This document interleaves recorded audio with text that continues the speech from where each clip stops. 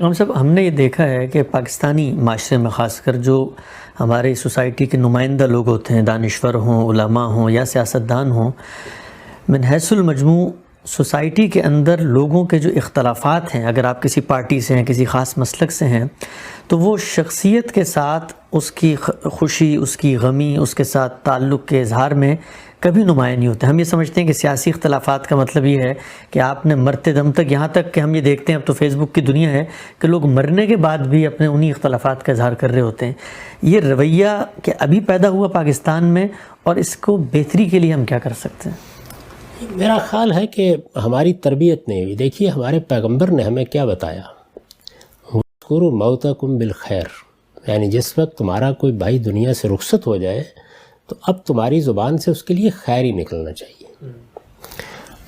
جب آپ نے کسی کے دنیا سے جانے کی خبر سنی ہے تو یہ بڑے صدمے کا موقع ہوتا ہے۔ اس وقت اس کے اپنے اہل و عیال بھی، اس کے متعلقین بھی صدمے میں ہوتے ہیں۔ اس میں آپ اپنے اختلافات کی پٹاری کھول کے بیٹھ جائیں۔ یعنی میں تو بعض اوقات حیرت میں ہوتا ہوں کہ لوگ اس موقع میں بھی معاف نہیں کرتے۔ کوئی ذاتی معاملات ہیں وہ بھی زیر بحث آ جائیں گے، کوئی مخاصمتیں ہیں وہ بھی زیر بحث آ جائیں گی، کوئی فکری اختلافات ہیں وہ بھی زیر بحث آ جائیں گے۔ آپ اندازہ کیجئے کہ 1979 میں اشراق نکلا ہے میرا رسالہ، میں نے اس میں جنرل ضیاء الحق صاحب کی پالیسیوں پر شدید تنقید کی ہے۔ یعنی وہ تنقید ایسی تھی کہ اس کی بنیاد پر مجھے وہ رسالہ بند کر دینا پڑا، چھپی ہوئی موجود ہے۔ لیکن جب جنرل صاحب دنیا سے رخصت ہوئے تو میں نے ان کی خوبیوں کو بیان کیا۔ یعنی اس موقع پر جو اداریہ لکھا اس میں یہ بتایا کہ ان کا دین کے ساتھ کیا تعلق تھا، ان کا اخلاص کیا تھا، انہوں نے اپنی طرف سے جو فیصلہ کیا افغانستان میں اقدام کرنے کا، اس کے پیچھے ان کے کتنے اچھے محرکات تھے۔ یہ چیزیں وہ ہیں جو خیر کا باعث بنتی ہیں۔ یہ موقع نہیں ہے کہ آپ اس کا تذکرہ کریں کہ انہوں نے فلاں کام غلط کیا تھا اور اس میں ان کے جرائم کی کیا نوعیت تھی اور آپ کے ان کے ساتھ کیا اختلافات ہیں۔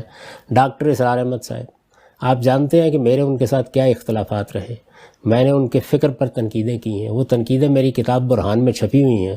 لیکن آپ یہ دیکھیے کہ جب وہ دنیا سے رخصت ہوئے تو وہ موقع تھا کہ میں نے لوگوں کو یہ بتایا کہ اس شخص کی قرآن کی خدمت کیا ہے، اس نے کس طرح سے رجوع الی القرآن کو اپنی زندگی کا مقصد بنا لیا تھا، یہ اپنے فکر کے ساتھ کتنا مخلص تھا۔ اس شخص نے اپنی پوری زندگی میں جس چیز کو اپنا مشن قرار دیا اس کے لیے اس کا ایثار اور اس کی قربانی کیا تھی۔ تو ہم اصل میں جب کسی شخص سے اختلاف کرتے ہیں تو یہ بھول جاتے ہیں کہ ایک وہ جگہ ہے جہاں وہ کھڑا ہو کے معاملات کو دیکھ رہا ہے۔ اسی اصول کے اوپر آپ دیکھیے کہ میں نے اسامہ بن لادن پر کتنی تنقیدیں کی ہیں، طالبان پر کتنی تنقیدیں کی ہیں، ان کے نقطہ نظر سے کتنا شدید اختلاف کیا ہے، لیکن اس کے پیچھے جو محرک ہے میں اس کے بارے میں کیسے بری رائے قائم کر سکتا ہوں؟ میں ان نوجوانوں کو جانتا ہوں جنہوں نے جانیں دی ہیں۔ یعنی وہ تو یہ سمجھتے تھے کہ یہ ہم خلافت قائم کرنے جا رہے ہیں، ہم اللہ کے دین کی حفاظت کرنے کے لیے جا رہے ہیں۔ تو کسی آدمی کو وہ کہاں کھڑا ہو کے بات کر رہا ہے، کم سے کم موت کے وقت تو آپ اس کو اپریشیٹ کریں۔ جو کچھ آپ کو پہلے کہنا تھا وہ ضرور کہیں، وہ کہیں گے ہم۔ ایک شخص کا خود اپنے فکر سے تعلق کیسا تھا، اس نے اس کے لیے جدوجہد کیسے کی۔ تو ہمارے ہاں یہ تربیت ہونی چاہیے لوگوں کی کہ کون سی بات کس وقت کرنے کی۔ اختلافات کے اظہار کا یہ موقع نہیں ہوتا۔ اور دوسرے یہ کہ جس وقت آپ کسی شخص کے فکر پر یا اس کے اقدامات پر آپ گفتگو کرتے ہیں تو ایک چیز یہ ہے کہ آپ اس اقدام کو غلط سمجھتے ہیں، ایک چیز یہ کہ اس نے وہ اقدام کس بنیاد پر کھڑے ہو کے کیا ہے، یعنی وہ اس میں کتنا مخلص ہے، وہ اپنی طرف سے ملت کی، دین کی کیا خدمت کر رہا ہے۔ آپ یہ دیکھیے کہ ہندوستان کی تقسیم جب ہو رہی تھی تو مولانا ابوالکلام آزاد، مولانا حسین احمد مدنی کا ایک موقف تھا۔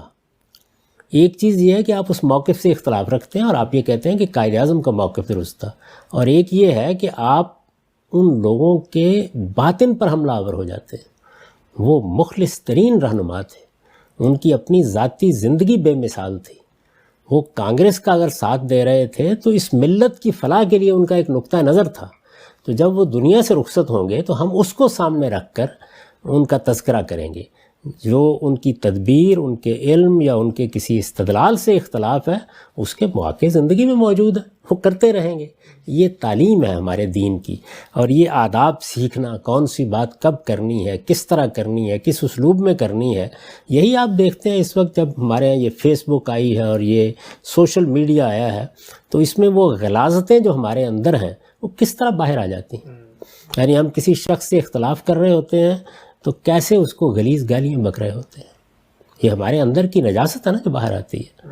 کس طرح سے اس کے محرکات پر حملہ کر رہے ہوتے ہیں، کس طرح سے اس کی نیت پر حملہ کر رہے ہوتے ہیں، اور ہمیں بالکل احساس نہیں ہوتا کہ ہمارے پروردگار نے ہمیں کیا تعلیم دی ہے۔ اجتنبوا کثیرا من الظن ان بعض الظن اثم، خدا کے بندوں زیادہ گمان نہ کرو۔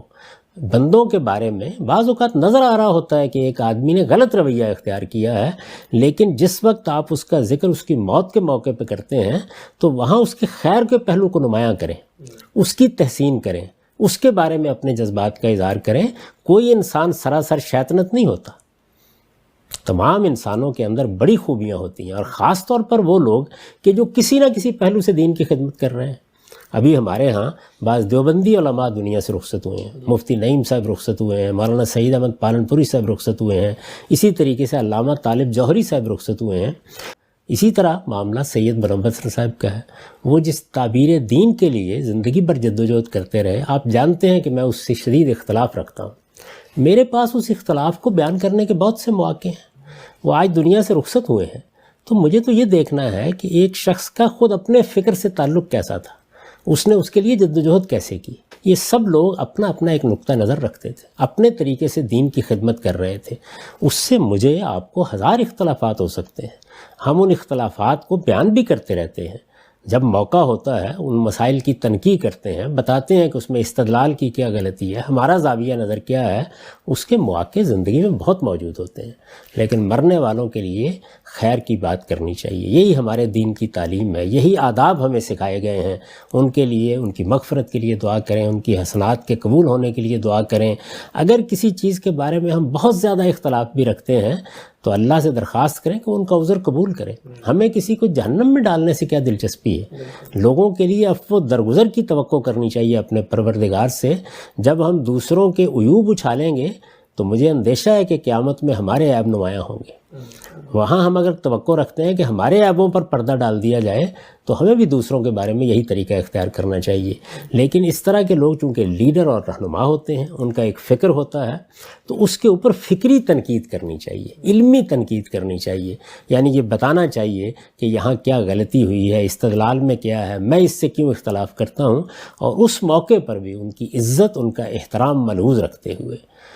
آپ جانتے ہیں کہ میں جمہوریت کے معاملے میں کتنا حساس ہوں، لیکن سوال یہ ہے کہ جن لوگوں سے میرا اختلاف ہوگا، اگر وہ دنیا سے رخصت ہو جائیں گے، اگر وہ عامر بھی رہے ہوں گے، تو میں اس موقع پر دیکھوں گا نا کہ ان کی کوئی خوبیاں بھی تھیں یا نہیں، ان کو بیان کرنا چاہیے۔